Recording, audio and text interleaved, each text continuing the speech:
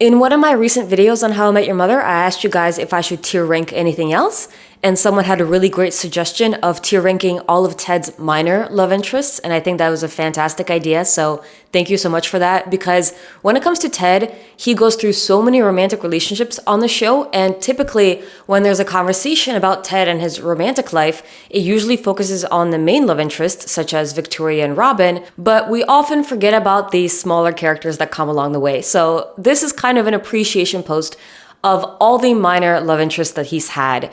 And I know I've done so many tier ranking videos recently, so I will tier rank them, but I will leave that for the very end. And first, I want to talk about who these love interests were, and most importantly, what do we learn about Ted through his experiences? So let's start from the very beginning.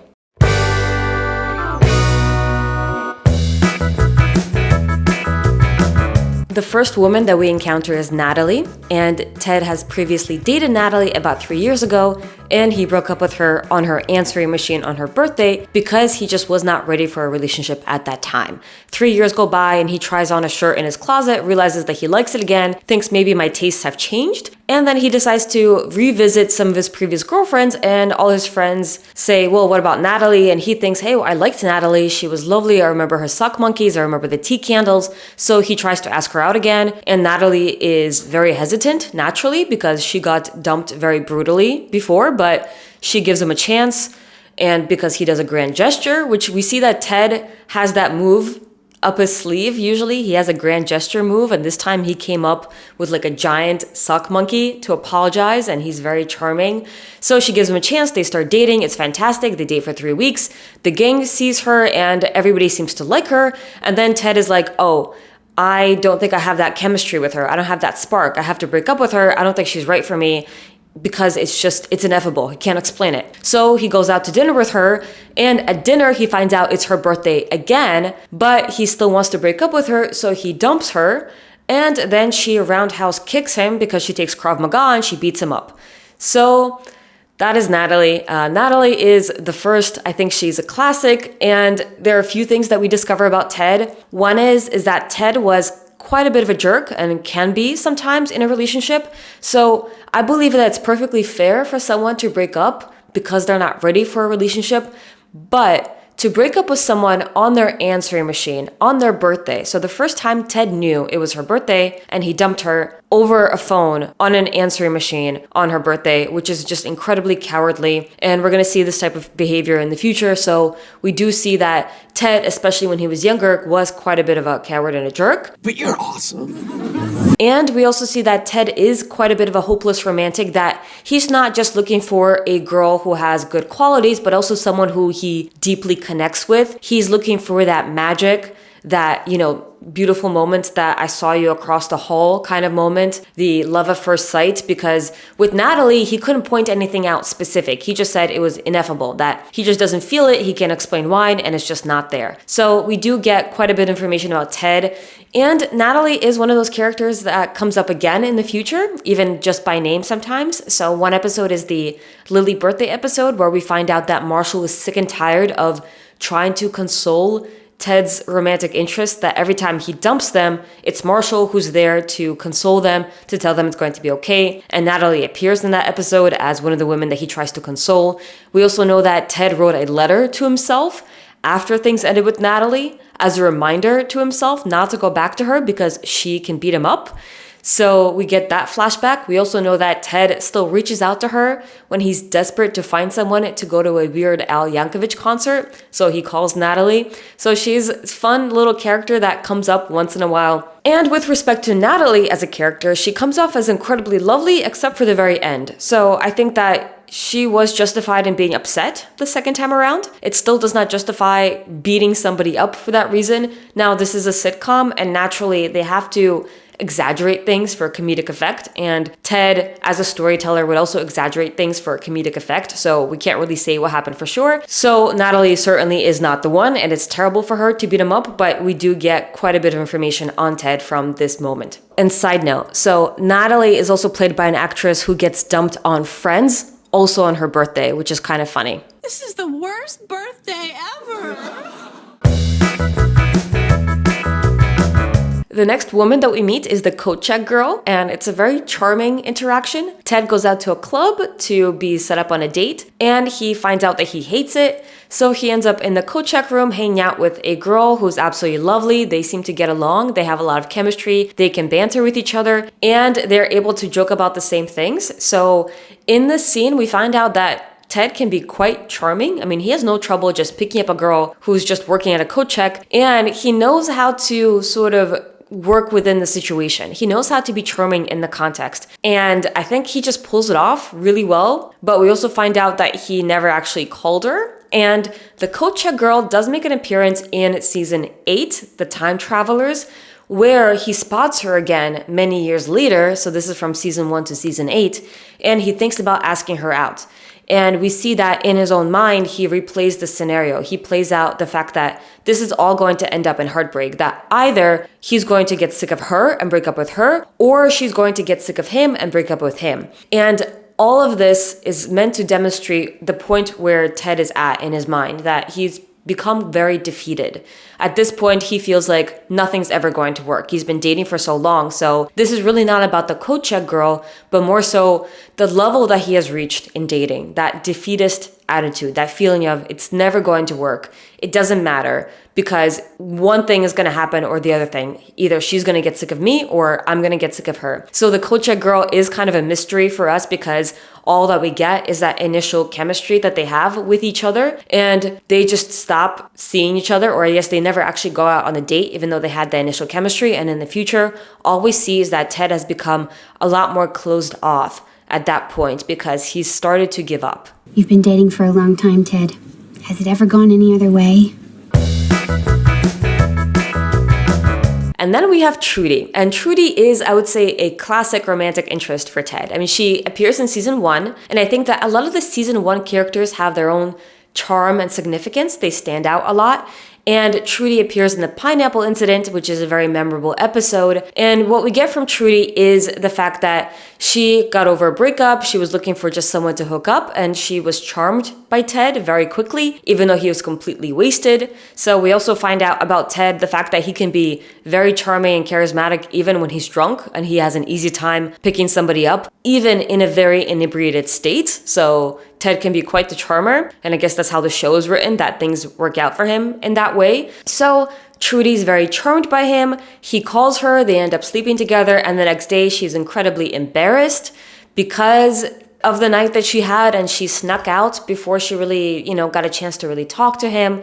So that didn't work out, and she feels very relatable because of this kind of, I want to have a fun night. I want to find someone who is exciting, and then kind of regretting it or just feeling very uncomfortable based on what was happening in the living room. I mean, of course, she could hear the fact that there's just so much drama and things happening that she felt uncomfortable with trying to, get into that situation. So she came off as very adorable and charming. And of course, it's worth highlighting the fact that she's played by Danica McKellar, who is from the Wonder Years. So she's the quintessential girl next door. And so it's great to see that she was on this show in the first season and that she played a different kind of character.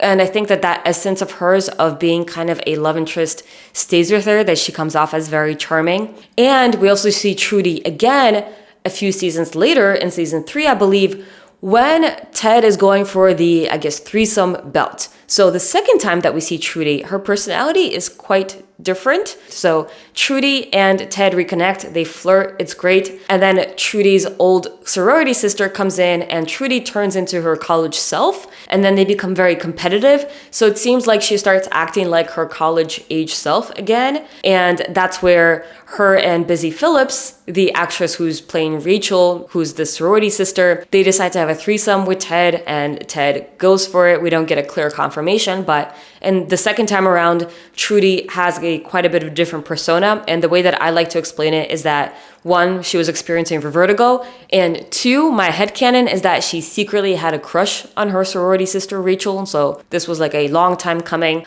For those who are not familiar with Busy Phillips, she was on Freaks and Geeks with Jason Segel, who plays Marshall. So I guess it's a bit of an extended connection, and I guess they got to reunite on this show as well. With respect to Ted, what we learn about him is that I would say that he could be quite spontaneous, even though his friends say that he can be very rigid. should, but we see that he does have a wild side, especially when he's drunk. I'm sure most people do.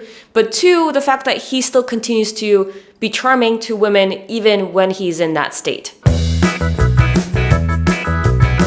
Then we have Mary the paralegal, who I think is another classic romantic interest and who is great, who has made quite an impression, and that's mostly because of the deception at the very end. So Mary the paralegal is a paralegal who lives in Barney's building, and in the beginning, Barney kind of deceives Ted, although not directly, but he tells Ted, hey, let me get you a prostitute. And Ted is like, no, thank you. And then he invites Mary, which leads Ted to believe that Mary is a prostitute, but she's not. She's just a paralegal. And we see that on this date. And it's a kind of a group date because they're going to the Llama Awards. And so Ted is flirting with her, and Mary comes off as very kind, considerate, charming, and she's also joking around with Ted. You know, she references Star Wars. So she seems like someone who Ted would click with. And then naturally at the end, because Ted has this misconception that she's a prostitute, he kind of accuses her of being one, or he confronts her with it, and she gets naturally offended and she leaves. So with this particular scenario, we don't really glean that much from Ted. We do find that he can be swayed or I guess deceived by Barney, but then again, in this universe, so can everybody. But we have to give some credit to Mary, because when Ted asks her, have you ever gone out or slept with Barney? She says, there's not enough money in the world. Oh, thank God. So a lot of props goes to Mary for that. Now moving on to season 3, we encounter Amy, who's played by Mandy Moore, and Amy is a wild child. So she's a wild girl. She has lots of tattoos. She doesn't mind stealing liquor from the bar. She doesn't mind, kind of breaking into a house that she used to work out to get into their hot tub. So she's very wild and crazy. She has this kind of wild girl archetype. And this is the period of time when Ted is trying to get through his breakup, and so he needs someone who's very different. And with respect to Amy, what I like about this character is that the fact that it's played by Mandy Moore, who often takes on very sweet roles, it's fun to see her play kind of a wild child kind of character. And it's also fun to see that this is one of the few times that a girl is mean to Barney, but in a way that's completely dismissive and with no regard. So Amy doesn't care for Barney, and not because he hurt her, but because she just doesn't care. And she thinks that she's kind of over it and above him. And the way that Barney is responding to this, I think is really funny. And I think it's one of the few times that it works really well. So with respect to Ted, the thing that we learned about him is that he doesn't really care who he picks up sometimes. So when it comes to like a temporary fling, he has very few standards. As long as she's hot or as long as she's available, he is down for it. And so his bar, he reaches basically the bottom. And we also find out that he's also charming enough to get all different types of women. So Amy would not be his type, and it doesn't seem like she would be into someone like Ted, but Ted has that kind of persona where he's able to pick up someone like Amy. And he's also the kind of guy who would be willing to go on an adventure. So when he's going through a breakup, he doesn't mind kind of going a little crazy and doing wild things.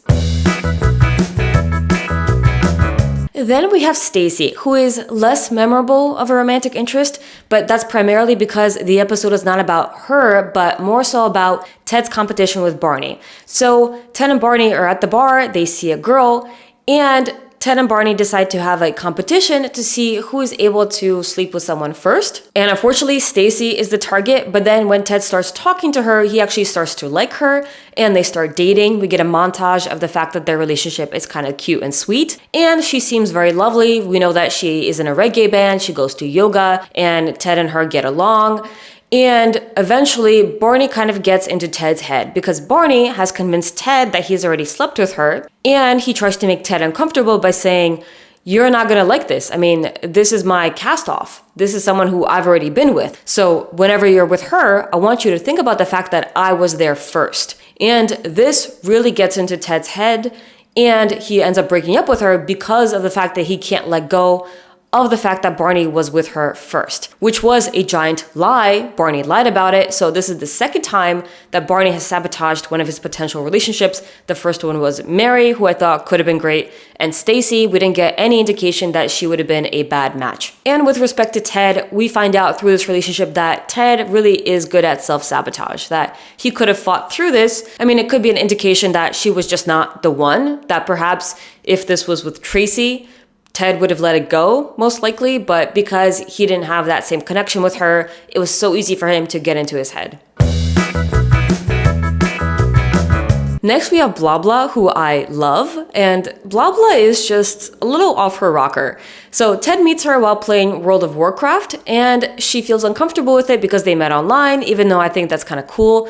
But she makes up a story that they met in a cooking class, and she's just out there. So she's designing her own handbags. She starts attacking Robin because Ted used to date her and she's single. So she's incredibly insecure and just unstable. She's just unstable, but really, really funny.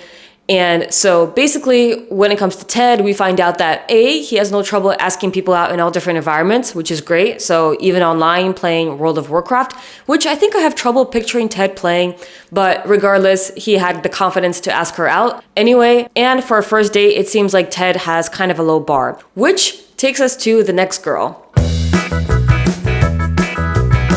So then we come upon Chatty Cathy, or Kathy. So Kathy, according to Ted, is fantastic because she's very kind, she's intelligent, she loves animals, he likes being around her, but he's also grossly unaware of the fact that she does not stop talking.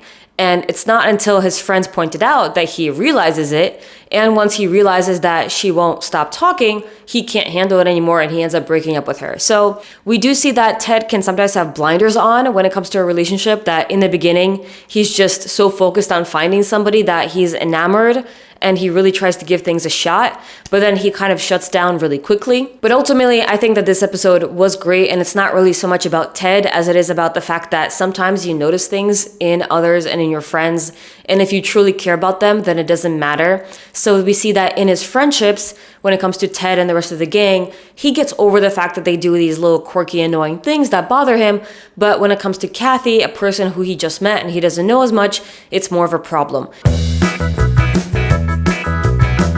Then we have Vicky, and I think that the meet cute with Ted and Vicky is really adorable. So they take the elevator together every single day, and we see that they're just awkwardly silent. And then we see that both of them try to sort of coordinate the meeting. So they both try to get into the elevator at the same time because they both kind of want to run into each other. So in any other rom-com, this would be adorable because you could tell that they both have an attraction to each other and they both try to orchestrate a meeting.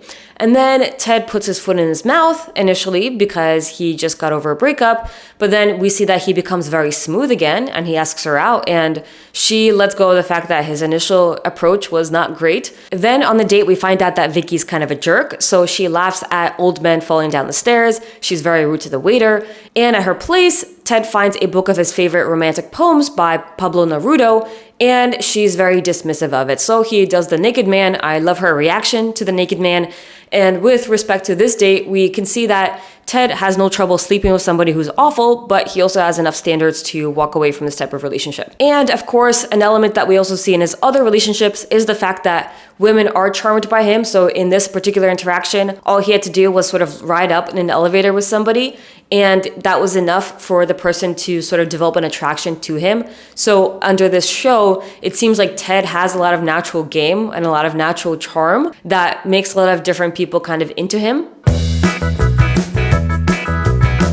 Then we have Barney's wife, who I wasn't sure if I should put her on the list, but they did have a romantic involvement. I mean, they end up making out in the kitchen, so I think it kind of counts. So this woman was hired by Barney to be his wife, and then she starts talking to Ted, and we know that she's an actress, and Ted asks her for some advice, and she gives him some acting tips, which is kind of meta for the show because Josh Radnor naturally is an actor. So they bond over their love of theater, and then we find out they make out in the kitchen, and then Barney walks in, everybody walks in, and then Ted makes up a whole story, a backstory for himself, as he was taught by Barney's wife. Was it me who betrayed you?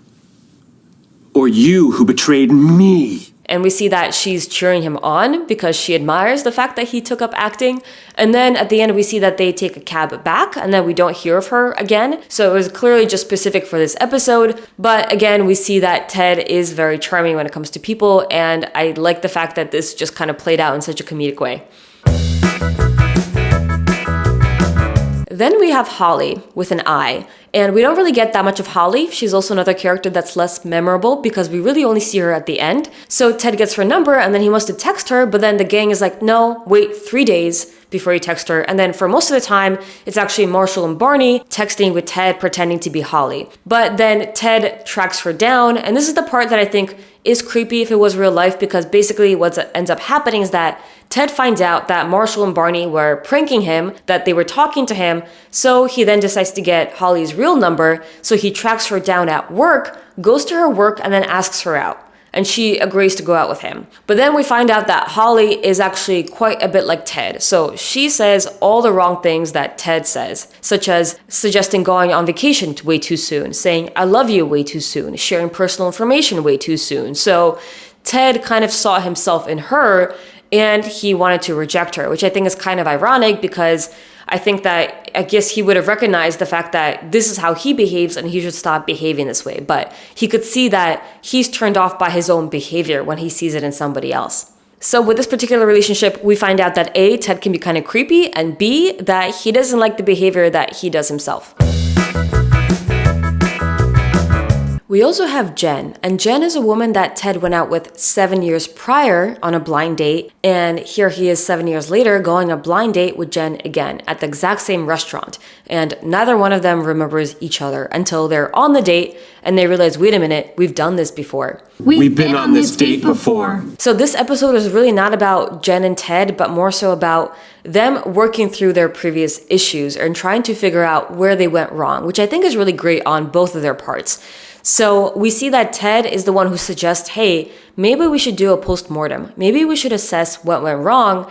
And Jen is on board with that, and they both go through all the mistakes that they've made, and they try to work on becoming better, even if they perhaps see that this could not work out in the future. So they go through their whole dates, and we see that Ted does some quirky things that could be annoying, and Jen does some things that could be annoying. And then at the very end, when they're on the roof, they think that they really did have a lovely time and perhaps they could try again. And then we find out that Ted never called her. So again, we see that when Ted was younger, he was quite a bit of a jerk. It's one thing to decide that you don't want to be with somebody, which is what Ted says, that at the end of the day, he wants to be with someone who laughs at his corny jokes and doesn't mind the fact that he corrects typos in menus. But that's not what this is about. It's about the decision to actually be open with somebody and telling them how you feel. So Ted ghosted her. He promised he would call and he didn't. And that is terrible. So you should always have the guts to tell somebody else that it's not working. And we also see that Ted is looking for someone who kind of is compatible with him. So still, we're back at this point where I guess similar to Natalie, where it's not about good enough, but about someone who he thinks he sees a future with. Then we have Cindy, and Cindy is a university student, and he runs into her while she's talking to a bunch of frat guys, and they bond over beer, then they go out on a date, then they find out that they can't date each other because he's a professor and she's a student, even though they're not even in the same department and she's a PhD student. And we see that Ted becomes very persistent, and so it's a good example of him really fighting hard to get somebody, and we have seen this also with Holli, how he tracked her down at work. And in this case, even though he has a risk of getting fired and she has a risk of her degree, I mean, she is a PhD student and she's writing a thesis and she could get in trouble, but he's willing to risk it to go out with her. And then at the end, Ted finds out that he actually likes her roommate more than he likes her. So we kind of see this, and we've also seen it with Stella, where Ted is overly persistent. He has this grand gesture sort of vibe, and he's done this with Natalie, with the giant suck monkey. So he tries really hard and then he backtracks on it when he's like, oh, I don't think I like this person that much. But that is okay because everything works out for Cindy and Ted in the end, and I'll get to that in my tier ranking. Next one is a very small one, but I think a significant one when it comes to understanding Ted. So it's Natalia. And Natalia is a woman that Marshall and Lily picked out because Ted said, hey guys, find me someone. Let's get a double date. Let's go out. And I want to get married. So they take the assignment and they run with it. She's a world-class violinist. She's a gourmet cook, and she can quote every line from Caddyshack. And they understand it. So Natalia is a woman who is looking to get married because she's also a person who is on a temporary visa and it's going to expire, so she needs to get married. So here's someone who is interested and ready to get married. But at this point, Ted got Barney's phone, which keeps ringing, and all these calls are from women who are interested. And instead of trying to get to know Natalia, who is interested in getting married, Ted runs off for the unknown. He goes for the mystery. And it kind of goes to show what Robin was saying about Ted, that he says all these things about how he wants to settle down, he wants to find the one, he wants to find love. But yet, he keeps going out and he keeps acting like Barney, that what he says and what he does is very different. In this case, we see that he had an opportunity to get to know somebody, but the phone got to him. The unknown got to him, and he ran off. Then we have Tiffany and Henrietta, and I know I'm kind of putting them together, and Henrietta wasn't technically a love interest, but I think they spent a lot of time together, so let's start from the beginning. So Tiffany is played by Carrie Underwood, and she's a woman that has Ted on her hook. So she spends time with him, but she also says, I have a boyfriend, and she treats him like a boyfriend, so Ted does things for her, and she's not ready to commit. And at the same time, Henrietta really likes Ted, and he treats her like a cast-off. So here we see that this kind of happens in real life, that, you know, there's just this giant chain. And we also find out at the end that Tiffany is on the hook for this other guy. So it just goes way down the line. And when it comes to Ted, he gets swayed by somebody and he gets on the hook for somebody who's unavailable. And at the same time, he can also be a jerk and keep somebody on the hook, because I think that this happens and unintentionally. And sometimes a person's not a bad person, but they are grossly unaware of what they're doing. And so we get this dynamic that plays out with Henrietta and Tiffany. Henrietta, it was super funny. And I know someone mentioned her in a comment, and I would agree that I also wish that she was brought back, because she was just a really funny character. It would have been fun to see her in at least one more episode.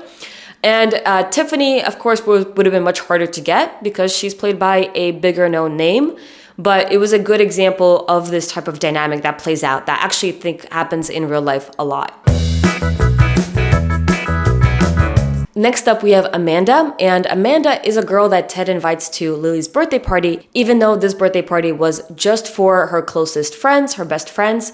But he invites Amanda, and he met her while he was at a restaurant, and we know that she's a chef and that she also sheds into the food, which is terrible. And that's the person that Ted invited to make Lily's birthday cake. But that's neither here or there. I'm not here to address that issue, but all we know is that Ted has no trouble inviting women to personal, intimate events. And we also see that, I guess, he also kind of has a low bar. I mean, this is someone who shed their hair into his food, and he's like, yep, this works for me. So from my perspective, it just feels very inconsiderate of Ted with respect to not just the gang, but also to Amanda. I mean, she's put into this very small group gathering where she doesn't know anybody, and it's clear that she also probably feels uncomfortable. So the kind of situation where it feels like Ted is trying to benefit himself, but I think it makes the guest uncomfortable and it makes the hosts uncomfortable. So it creates a awkward dynamic for everybody involved.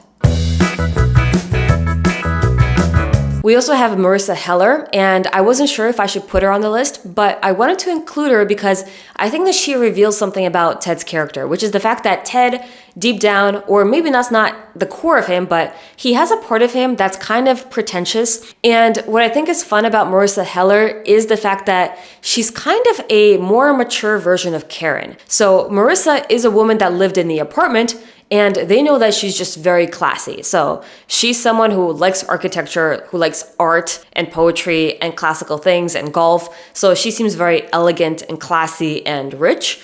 And much like Karen, she also does not own a TV, or she says she doesn't. I don't own a TV. The only operas I watch are at the Met. So what I think is fun to see is the fact that Ted has this part of him. He has a pretentious part of him, which I love to see. I think that's the funniest part of Ted, his pretentious one, especially when he's in college, but even as an adult.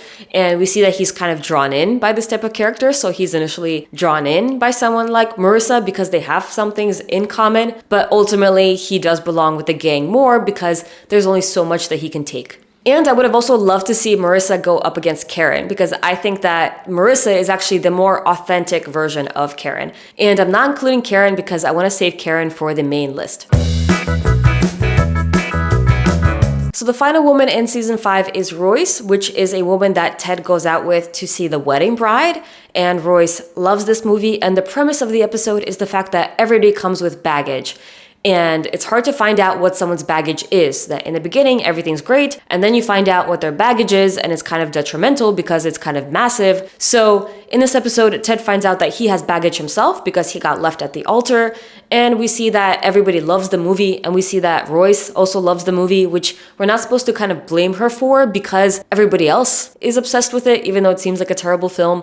And I'll talk about the film more when I get to Stella, but so this is more about Ted and him dealing with his own baggage and the fact that he got left at the altar. What I thought was a fun little Easter egg, perhaps, is the fact that Royce is played by Judy Greer, who is well known for being in a lot of romantic comedies.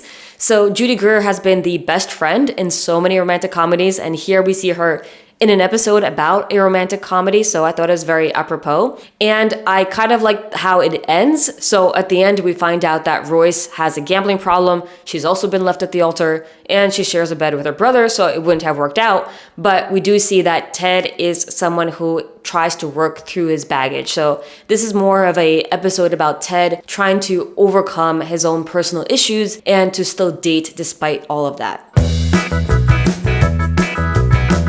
Next, we have Becky. And like I've said before, I love Becky. I think she's fantastic. I don't think she's right for Ted. So Becky's whole thing is the fact that she acts like she's a defenseless little creature. And Ted kind of goes out with her and he's kind of charmed by her because he likes to pretend that he's this big, strong man. He kills a spider for her and he wants to be needed. And so this is an element of his character, the fact that he wants to be with someone where he feels like he's needed. And that was part of the issue with Robin, that he felt like he was never needed in the relationship. So it seems like he wants to be needed in multiple ways, and he was drawn in by Becky because he was looking for a relationship where he felt like he was contributing, that he was needed for something. Then we have Jeanette McIntyre, and Ted meets her at McLaren's. Naturally, they decide to go out, and then Ted asks her, hey, how about we don't look each other up? So this episode is about how there's just so much access to information. Everybody has a smartphone, and everybody can look each other up. And so they decide to keep things mysterious. And she comes off as very charming, and she agrees to do it, even though initially she's like, what are you, a serial killer? Which naturally, one would think that if it's like, hey, don't research me beforehand.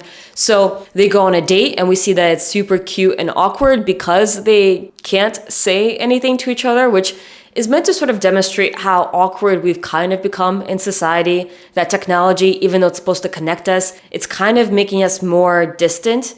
And we also don't know what the long-term impact will be, that if we're just so used to being on our phones and our computers and we don't interact enough, do things become more awkward over time that we forget how to really interact with somebody? So here we see that they have nothing to say to each other, and it's both of them. And then we see that Ted can't help it, so his friends keep sending him links, and he is convinced by his friends who get overly involved.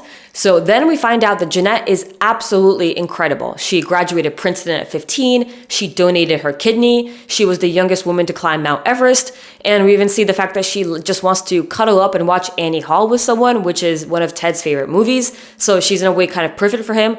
And she acquired a $1 billion company. So she's wealthy and she's kind and she's self-sacrificing and just a perfect woman. So at this point, we see that Ted becomes incredibly awkward and he cannot handle how successful and just amazing she is as a human being, which on the one hand, it could be a demonstration of someone where it's like, can you not handle someone who's kind of incredible? Are you that insecure? But also they've made her so incredible that I think most people would start to feel a little bit awkward or uncomfortable. I think there's very few individuals who encounter somebody who graduated Princeton at 15 and donated their kidney and climbed Mount Everest. So they made her overly perfect to the point where I think most people would be like, oh, this is like a saint. I don't even know how to interact with them. So unfortunately it didn't work out, but probably best for Janet. Next up, we have the elusive Slutty Pumpkin, who's played by Katie Holmes. And we first learn about the Slutty Pumpkin in season 1 when Ted says that every year on Halloween, he goes up to the roof, he wears the Hanging Chad costume, and he waits for the Slutty Pumpkin because one year he encountered her and he lost her phone number because Lily gave it away as part of the candy. And so he is a hopeless romantic. So with the Slutty Pumpkin, we kind of learn that that is who Ted is. He is the kind of guy who strives for love. He strives for this magic that he believes that someday he will find this person. And to him, the Slutty Pumpkin is very much a symbol of the future, of this magical moment. And of course, about several years later, so I think in season 8 is when he's walking, he sees the costume shop, he sees the costume, and he finally decides to get her phone number. And we see that the Slutty Pumpkin is also excited by this. So clearly she was sort of waiting for him as well. They start dating and we see there's zero chemistry. So the kiss sucks, the cuddling sucks, everything's just uncomfortable, nothing works. And so they end up breaking up. And it's also fun to see at the end that the Slutty Pumpkin also felt like there was no chemistry. So they both kind of stayed together temporarily because they were both hoping for this magic. And I think that it kind of shows that Ted is a hopeless romantic. And it seems like that's where she was coming from, that they were both fighting for this memory that they had. And at the end, they were both honest enough with themselves to realize that that was just a fantasy and that's not the reality. And so it's best to break it off. And finally, we have Carly, who is Barney's sister, but we don't find out about that until the very end. So Carly is played by Ashley Benson, and she's just 20 years old. And so Ted is just dating someone who's significantly younger. And the whole point is the fact that he just can't connect with her because she's so much younger and she has this bizarre old man fetish. So she thinks that he's just about to die. So she kind of thinks that he's so much older than he really is. And with this, we kind of see that Ted has, well, no standards sometimes. So he still keeps going out with her because at this point he knows it's not gonna work, but it's like he doesn't care. So he's still kind of, I would say, in the player phase. So with these relationships, we do see that with some of them it's aspirational and some of them it's very apparent that Ted is not always looking for love. And Carly is a very clear example of that. He is just looking for any little thing that he can bond with her over. And so when she says she likes Star Wars, even though it's just the newer ones, which normally I think Ted would have a problem with, he's like, you know what? Close enough. This will do. So I would say that once again, we see that Ted sometimes has a very low bar. Now on to tier ranking all the love interests, and I'm going to be ranking them based on how compatible they are with Ted. So going from the most compatible to the least compatible. And the categories are from porch material. These are the ones who are basically perfect. We just don't have enough information. Then there's almost legendary. And these are the ones where we have some information that perhaps would suggest they might not be compatible with Ted, but from the audience perspective, they could be perfect. Then there's ineffable. I'm not effable. And these are the ones where they seem great as characters. I mean, they seem like they could work for somebody, but we also have some evidence to suggest that Ted just does not seem to click with them, doesn't seem to like them. Then there's intervention worthy, and these are the ones that have some red flags that could be potential trouble for Ted and who could be potential trouble for other characters. Then there's what were you thinking, Ted? And these are the ones where it's like stay away with a 100-foot pole. So starting with Natalie. And Natalie, if there's anyone who should be in the ineffable category, I believe it should be Natalie. So Natalie seemed kind of great and the gang seemed to really like her. Everyone was like, hold on to this one, but Ted just did not click with her. And I guess from our perspective, she did beat him up at the end, which makes her kind of less perfect. But besides that, she was okay, but still did not click with Ted. And so she goes in the ineffable category. So next we have the coat check girl, and Ted and her had a lot of chemistry together, but we never actually got to see them together. Ted never called her. And in the future, all we really get is Ted's perspective as to how he feels about himself and about dating. And I have to say, gotta give props to the actress because I think she did a really good job with playing two sides of the desperate one who's trying to get Ted back and the one who's just so sick of him. So that was really cool. And with respect to the coat check girl, all we know is that they had that initial spark, but we don't know what happens afterwards. And I'm inclined to put her into the almost legendary category. So not only is she a season 1 love interest, but also they had that initial magic that was never confirmed whether or not it was going to be good or bad. Now Trudy. And Trudy I personally like, and I think that she's also super fun. And I do feel like the second time that we see her, we get a really different side of her. So the first time, it does seem like she's charmed by Ted, but the second time around, she's more focused on competing with her old sorority sister. So I want to say that there's so many interesting qualities that we don't really get to see. This is not meant to be a dynamic character. And I want to put her into the almost legendary category. I would imagine that perhaps some people feel that the second time around she's more tainted because she doesn't really seem to care about Ted that much, but more about competing. But I'm just going to say that it's a case of vertigo and that Trudy could be quite different. All right. So then we have Mary the paralegal, and all that we know is the fact that she got annoyed or upset with Ted, that he accused her of being a prostitute, which is honestly fair from her side. But from what we know about her, we do see that Ted and Mary kind of have a good time. So at Llama, they end up interacting, and Ted says that he has been kind of charmed by her, despite the fact that he thinks that she might be a prostitute. And we see that they actually hang out together. And besides that, we see that she seems to be very compatible with the group. So I'm going to put her into front porch material. Who knows what would have happened with Mary. Next up, we have Amy, and Amy is meant to be a temporary fling, and Amy is meant to be dangerous and wild.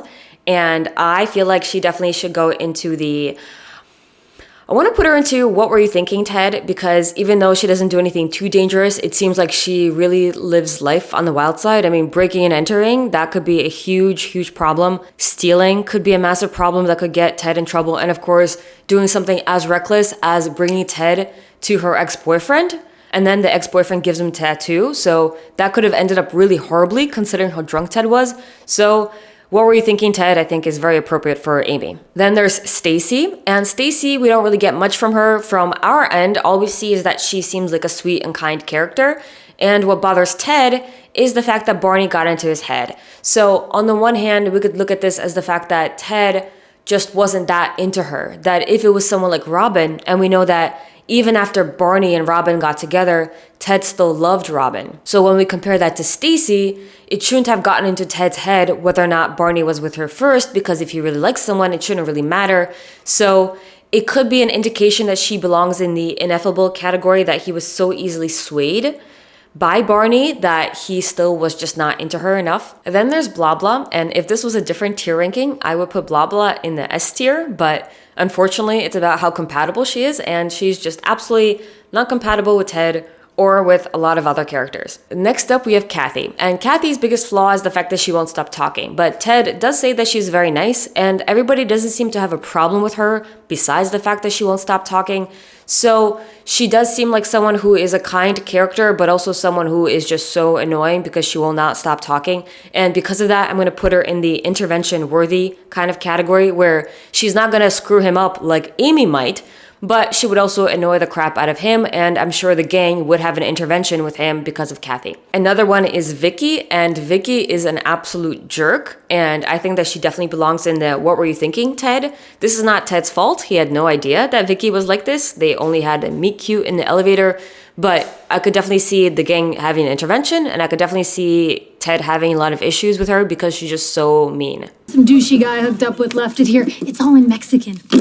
Then we have Barney's wife, and with this one, I feel like we just don't have any information. They kind of clicked together, they talked about theater, then they seemed to like each other, but that was not the point of the episode. But besides that, we really don't know anything about Barney's wife, except for the fact that she likes to go off script, and she's kind of creative in that way. But besides that, I don't know, she could have brought out Ted's pretentious side, which could have been a lot of fun.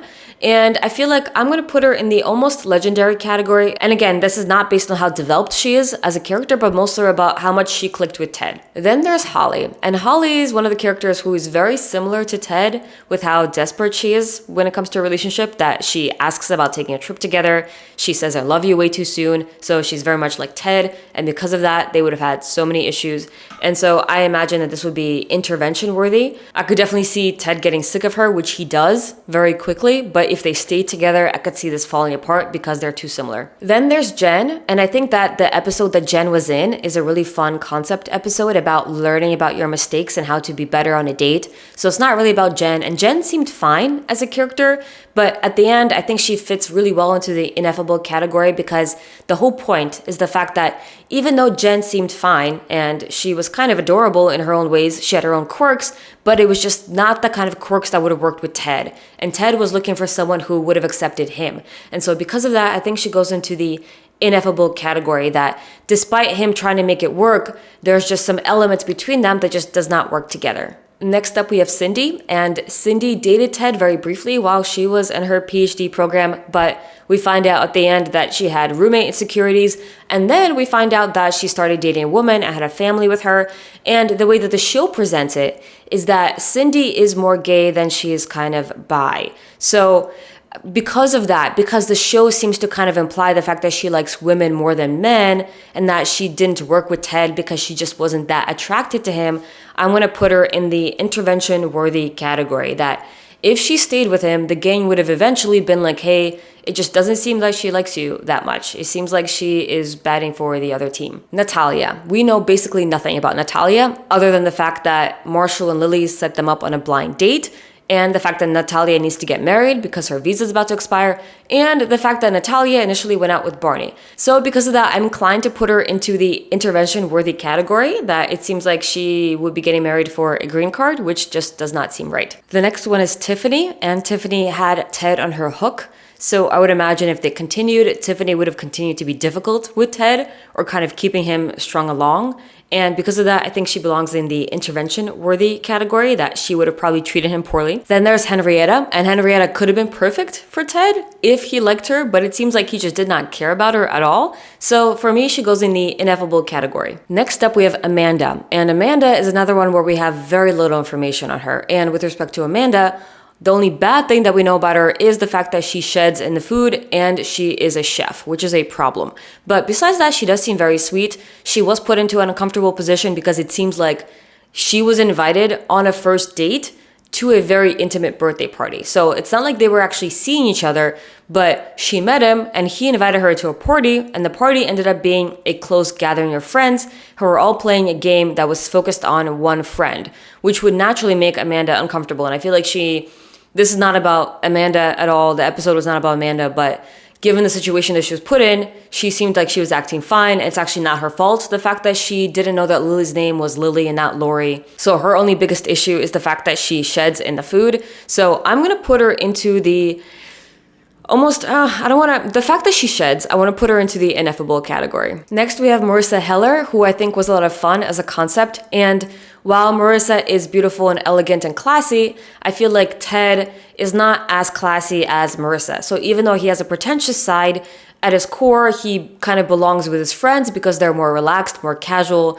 And eventually, I feel like Ted would have felt uncomfortable in Marissa Heller's world. And so I want to put them into intervention worthy, because I would imagine that the gang would have eventually gotten so annoyed with Ted and Marissa and their antics if they started to be super elegant and classy all the time, that there would have been an intervention. Then we have Royce, and Royce I think definitely goes into the what were you thinking, Ted? And again, this is not Ted's fault. It's not like he knew anything, but the fact that she was left at the altar 3 times, has a gambling problem, and shares a bed with her brother kind of seems weird at that point. So the sharing the bed, again, if there were extreme circumstances, that's understandable, but it doesn't seem to be the case. It seems that the extreme circumstances were caused by the fact that she gambled all her money away. And then we have Becky, and I would love to put her in the front porch test, but naturally she does not belong there. She is not compatible with Ted at all, and if they kept seeing each other, I don't think she would have been dangerous for Ted, but it definitely would have been a nuisance for the rest of the gang and for Ted, so I think she belongs in intervention worthy. Next, we have Jeanette McIntyre, who was just too perfect for Ted and basically everybody on the planet because she's just an ideal saint. So I think because she has so many amazing qualities, she belongs higher on the list because Ted would have had to work really hard to be with her. So she's not perfect because Ted would have had to be the best version of himself, but she is perfect in the sense of the fact that, she has a lot of amazing qualities and she loves Annie Hall. So Ted would have really liked that about her. So I'm going to put her into almost legendary. The next one is the Slutty Pumpkin, and the Slutty Pumpkin is an ideal for Ted. She was this symbol of hope and love. And I think it's interesting that their chemistry just didn't align. So we don't really get a sense that there's anything wrong with her, because at the end, we see that from her perspective, she also felt like her and Ted didn't click. So I think this is the perfect case of ineffable, that they should work theoretically. They seem to have an attraction to each other initially. There's nothing like belief systems or behavior that makes them incompatible, but for whatever reason, they had no chemistry when they were together. So I'm going to put her into ineffable. And finally, we have Carrie, and Carrie's just 20 years old, and perhaps she would have been compatible with Ted if she was older, but we would never know that. And so this is definitely a case of what were you thinking, Ted? There's no way that could have worked. And she had a weird old man fetish, and there's just nothing they even had in common. So it's not like a 20-year-old that was very compatible with Ted. It was a 20-year-old who just didn't have anything in common with Ted and they couldn't even find anything to talk about. So definitely what were you thinking, Ted category. So that's my final list. It is very subjective, so I would love to know how you guys would rank them. This is just based on my opinion of how compatible I think they were. And I did leave out a few characters, so I left out Honey, I left out Abby. There were reasons why I left them out. I could see arguments for why they could have fit into this particular list. So I'm not opposed to including them, but I just decided to leave them out. And as you guys may have noticed, I am excluding all the main love interests, and I definitely want to devote an entire video of all the main love interests, which is going to include Victoria, Robin, Tracy, Zoe, Stella, Karen, Jeanette. So that video is coming, and if I should tier rank them as well, let me know. And if you guys really like the HIMYM content, hit like, and that lets me know that I should make more HIMYM videos, or subscribe based on HIMYM content, and that also lets me know that I should make more of these videos for this show, because I do want to expand out to other shows as I go forward. I know some people have asked about Breaking Bad and Twin Peaks and How I Met Your Father, so I am considering those. Some shows are more saturated than others, so I would have to see, I guess, what's out there and what people really want to see. But thank you so much if you stuck around to the very end. I really appreciate you guys, and I'll see you next time.